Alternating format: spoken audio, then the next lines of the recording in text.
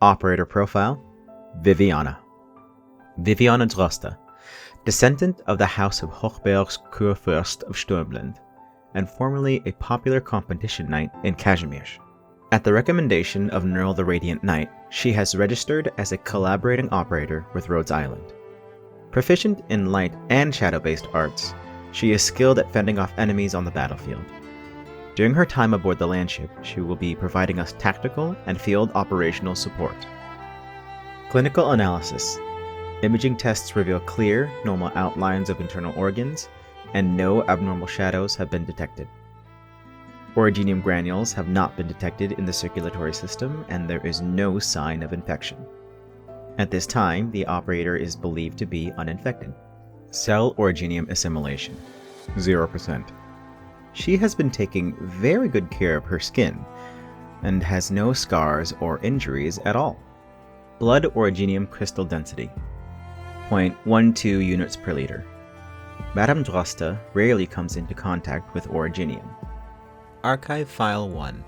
A logistics operator working at the convalescent garden once saw Viviana standing under the grape aisle. She simply stood there. Her hooded robe hid all of her actions. The operator was only able to see her antlered snow-white silhouette from behind, not moving an inch. Maybe she's going through some kind of training. Best not to interrupt her, the operator thought, and left the grape aisle to fertilize the seed beds further inside the greenhouse. When the operator finished her work and was about to head back to rest, she entered the grape aisle to find Viviana still standing there. This time she was facing her, and she noticed her hands clasped together, with her right thumb knocking the back of her left hand rhythmically. Aside from this, she wasn't moving at all. Leisurely, she simply stood there in the corridor. Then, she opened her eyes. She pointed her finger at her antlers, and asked the operator if she could help her out.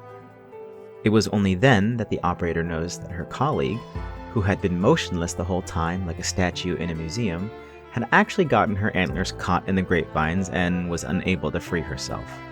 She quickly grabbed a pair of pruning shears and carefully cut the vines for Viviana. After the brief commotion, Viviana was freed. After that, the two of them sat on a stone bench next to the grape aisle and had a short chat.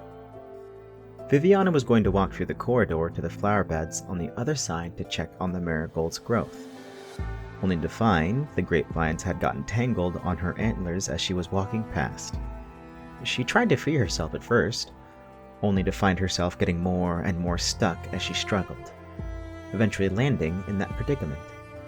The logistics operator was about to ask her why she didn't seek help. After all, there were many operators in the convalescent garden. If she'd yelled, she wouldn't have had to suffer like that. But when she noticed Viviana describing the floor's fragrance so vividly and in such detail, as well as how she turned the automatic sprinkler's noise into a rhythm, she opted not to ask such a stupid question. For someone as poetic as her, perhaps a sudden, unexpected event like this was only a part of her art, the logistics operator thought to herself. The chat did not go on very long. The logistics operator had other tasks to attend to, but when they parted ways, Viviana gave her a grapevine crown, made from the same vines that were just cut. The operator had been looking at her eyes the whole time and didn't notice her making the crown at all.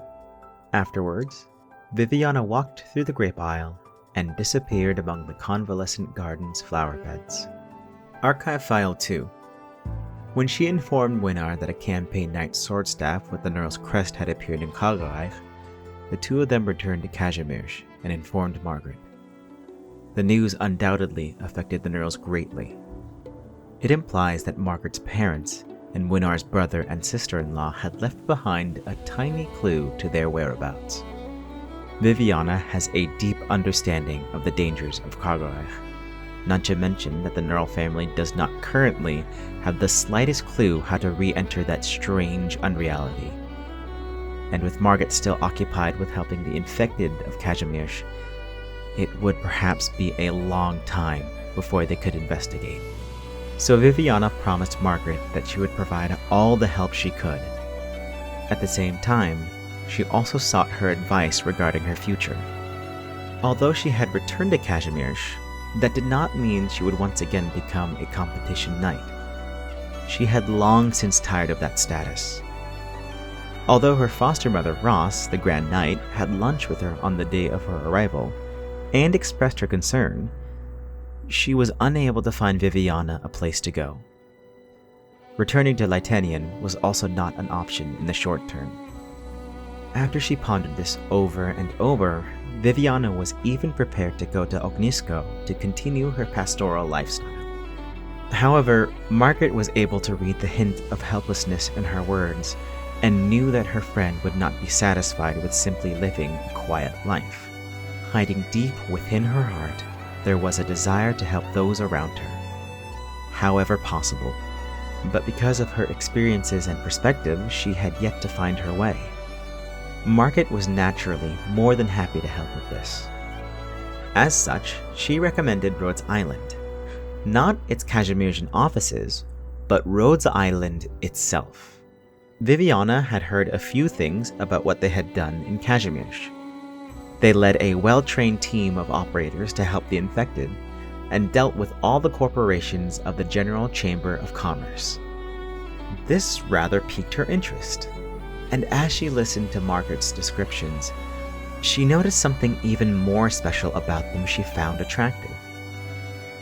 Rhodes Island could provide her the opportunity to go somewhere far away from both Lytanian and Kazimierz, where she could once again seek out poetry and stories.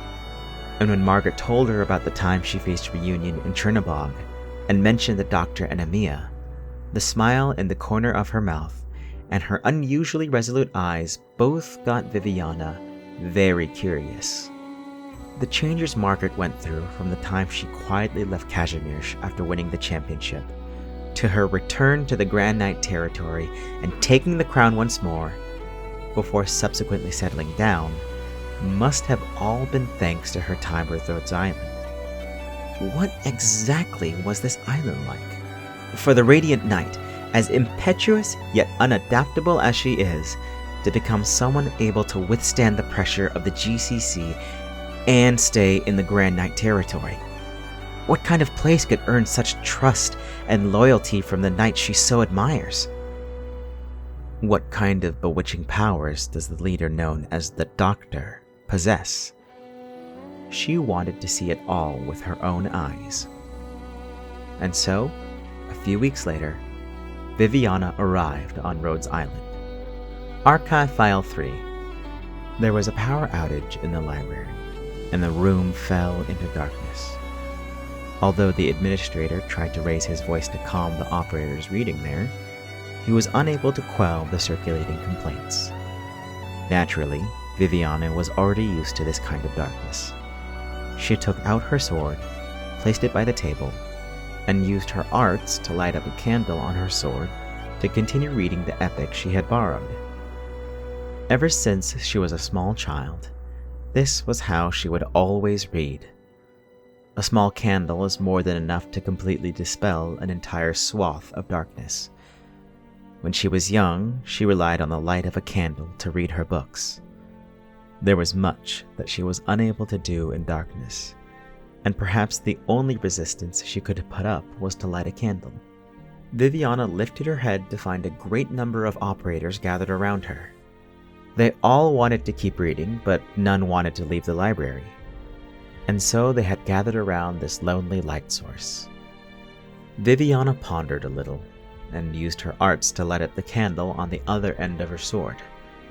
Immediately, the long table she occupied was enveloped by a warm glow. The operators around her all expressed their gratitude, and she simply nodded and continued reading. Before, in the arenas, her candlelight was much more radiant than it now was. It was able to outshine the flashes of the cameras and the spotlights of the arena. Men gushed after her like surging tides as they yelled her title. Everyone had smiles on their faces, carefully choosing the words they showered her with. Yet in their hearts, And Viviana knew this better than anyone. They were all trying to extract a value from her. There were flames of greed burning in the eyes of her colleagues in the Nova nightclub, and there were flames of fervor burning in the eyes of her fans. It was the light of these flames that lit the Grand Night territory. Her candlelight was but a part of this light, and this light of sickness was exhausting her. And so, she extinguished her own candlelight and walked into the darkness. They huddled around the tableside candlelight and continued reading for a good while. The administrator then walked in and pointed out that the power had been restored, and they had to flip the switch in the breaker box back on. But as it would be very difficult to work alone in the dark, he asked if Viviana would be willing to help guide the way. Viviana kept her sword by the table side and lit her own candle holder. The faint flame brought with it an enormously bright glow that lit the library up like daylight. The administrator walked ahead of her, as she followed with her candle held high. As she looked on at the silhouette that straddled between darkness and light, she couldn't help but think back on what she had endured in Kargareth. There had been no one to guide her. She could only raise the candle in her hand by herself and attempt to find something in that darkness. She walked past countless images of herself, each with a candlelight that lit, only to go out. In the end, all that left was the administrator reached the breaker box, and he signaled to her that she may now put her candle away. Thus, she waved her hand. The flames on the candle holder and her sword all extinguished at once, and a darkness befell the space around them. Emptiness, hollowness, and the freezing cold. These were once the things she was most afraid of, but she had gotten through all of them. The ice-cold darkness of her childhood was unable to defeat her, nor the hollow darkness of Kargareth after she had grown up. Is it because she is the light that illuminates the dark? Or is it because she is the darkness itself? The lights of the library slowly lit up, and everything returned to normal. Viviana returned to her table, picked up her book, and continued reading. Archive File 4. In that dream of Kargareth, Viviana saw her younger self. She saw her many mistakes and regrets. Many past events have faded as time went on, and can never again be recovered. But there are a few insignificant bits and pieces that can still be retrieved from the corners of her memory. There are still certain childish parts to her adult self. In the past, because of her constraints and to stay out of the reporter's sight, she could only keep those urges hidden deep in her heart. But now, Neural the Radiant Knight did not have the words to express everything going through her mind when she saw the dreamlike palace built of a variety of dolls in the corner of the dormitory. On the other hand, the master of the palace welcomed her dumbfounded guest with a smile that embodied her satisfaction and joy. It was no surprise that the knight was so flabbergasted. In that realm, there is a green patch of grass and a lake painted onto the carpet. The half-open cabinet in the corner of the wall formed a mountain range and a castle. There was a warm, gentle glow emanating from the light hanging above, with everything surrounded on all sides by dust covers. Wild woolen beasts of all kinds fed on the ground, paying no heed to the humans toiling nearby. The tin sentinels held their long spears tight in their hands. The silver princess ran barefoot in the field of grass. The knight was about to say something, only for the master of this tiny realm to press a button, and the castle and the cabinet began to change shape, revealing even more eccentric scenes. The Gesatzwächter, trimming vines with a pair of shears in his hands.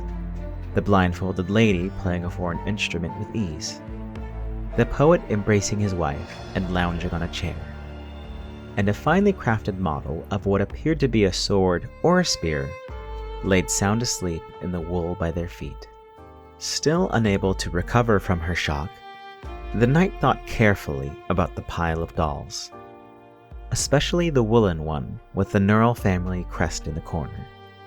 Aside from giving her old friend an embarrassed smile, the knight could not think of what else to do. This sudden, minor farce did not last for long. After a simple round of teasing, the knight obtained the record she had wanted from her friend. Inside were the complete sequence of events Viviana had compiled from her recollections. With all the matters she had to attend to dealt with, the two's meeting aboard Rhodes Island came to a close for the time being. Before she departed, though, Margaret suddenly had a question. She had seen herself among the puppets, yet their master herself was nowhere to be seen among them.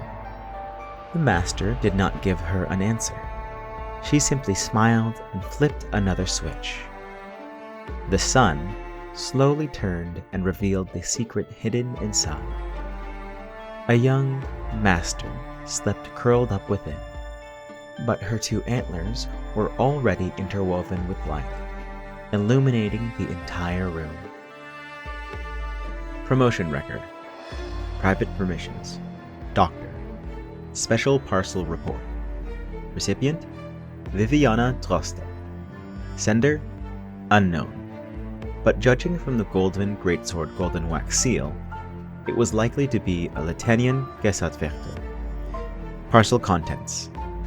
Originium Arts detection showed an oil painting of a small alley in Zwillingstetten. The parts of the oil painting depicting plants contained numerous real marigold seeds. Processing suggestions. The oil painting contains no Originium Arts. The flower species is not blacklisted.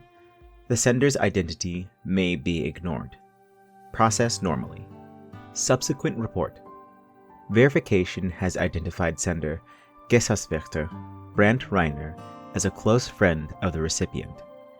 After receipt, operator Viviana hung the painting on the wall of her room.